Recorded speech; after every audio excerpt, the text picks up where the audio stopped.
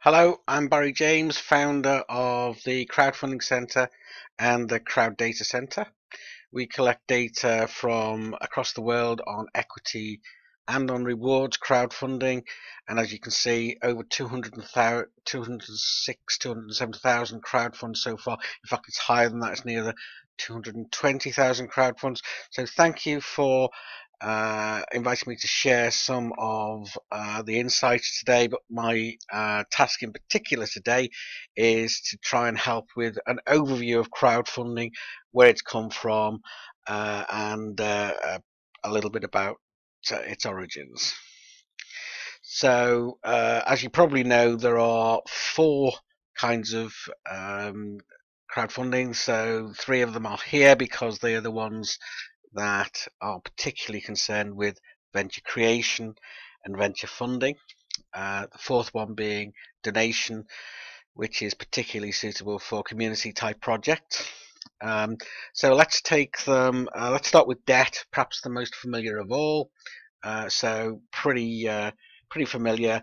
The main differences being it's on an online platform and many people are contributing. It's often called peer-to-peer lending, and those people are often directing or at least influencing where their money is loaned. Higher returns, not entirely without risk, but that's flourishing, taking off here in the States and elsewhere. So a relatively familiar model.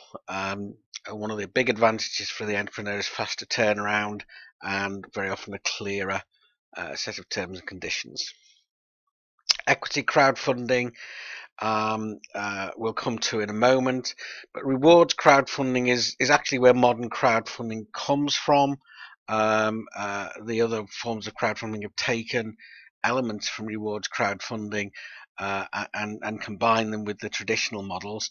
But rewards crowdfunding arose from some work done by Danae Ringelmann, founder of Indiegogo, the first platform, who worked on this for a number of years before Kickstarter and Indiegogo were formed at about the same time, as a new way of seed funding. So rewards crowdfunding is a number of people, usually anything from a couple of dozen to hundreds or even thousands of people coming together, generally to pre-purchase something that doesn't yet exist, sometimes called the Kickstarter model because that's familiar to people, otherwise known generically as the rewards model. And this has proved a very powerful way of seed funding new ventures and venture creation. And as I say, this has taken off worldwide, more than 130 countries, very widespread, growing very quickly. Equity crowdfunding, again, has taken a number of the elements, particularly the video element of rewards crowdfunding, and some of the other elements in terms of the way offers are made and so on online, and leverage that into equities. Obviously, some of the differences are fairly obvious on the screen there, in that both debt and equity are regulated. So let's take a look at those models and see what that looks like. So here I am logged into the Crowdfunding Centre, where I'm able to look across multiple platforms, both debt and equity. And here's some trending projects right now where I am today. From some number of these are from Kickstarter, this one's from Indiegogo, and so on. And we can see that this particularly trending project has reached 2,228%, so well oversubscribed, massively successful pre-sale, pre-purchase. And we can also see that there's different categories here. There's design, technology, games, film, all common popular categories. There are over 30 categories, all with different characteristics. but we're seeing a huge amount of innovation in things like 3D technology, and design and games and so on.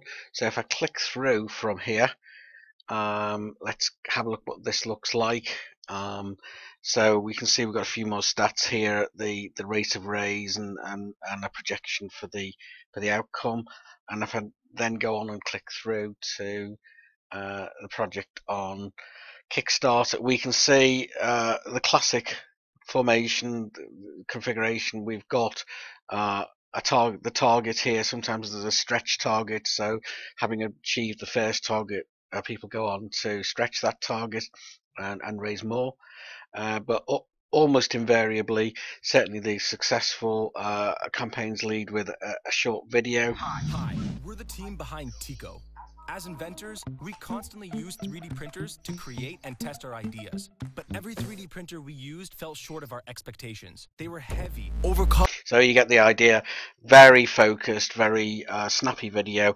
Grab the attention, tell you what it's all about very quickly, and then once I'm interested, I can scroll down here and find out more about the project, how that's going to work, and so on. And on the right here, I've got the rewards or perks. The key bit usually being that the product itself. So in this case, the earliest birds are going to get this product for $99, which is a discount, and some people who kick in with a small amount of money will get something else. Often there's a very low value and a very high value reward in there to cater for everyone. And then there's I can dig in as far as I like. Part of the model are the updates and comments. As you can see, there's a huge number of comments on here, and these are all open. So this is part of the transparency inherent in the model, which is very powerful. So let's look at some of the specific flavors. So onto equity crowdfunding, and Crowdcube is one of the best known, along with Seeders and Syndicate Room. Slightly different flavors, but using the kind of elements we've talked about earlier on, where we're attracting tens or even hundreds of people, putting relatively small amounts of money in the case of rewards, that would be usually disposable income, small amounts of money. In the case of equity, it could be as small as that, but it's sometimes larger, in the thousands of pounds range. In this, Crowdcube are the first, very simple, direct model, very disintermediated. The other models, Seeders, have a nominee structure, which they're very keen on, has some advantages and some disadvantages in terms of standing between the investor and the investee. And the other main model to be aware of is Syndicate Room, who again have a hybrid model, much more led by angel investors, and who will kick in with, or VCs who will kick in with a lump, maybe 20 or 30 or so percent of the investment initially, do their due diligence, and then the crowd come in on the back of that. So that's a lightning tour. Finally, the briefest of glances at some of the differences and how this all fits together in terms of investments in the entrepreneur's journey.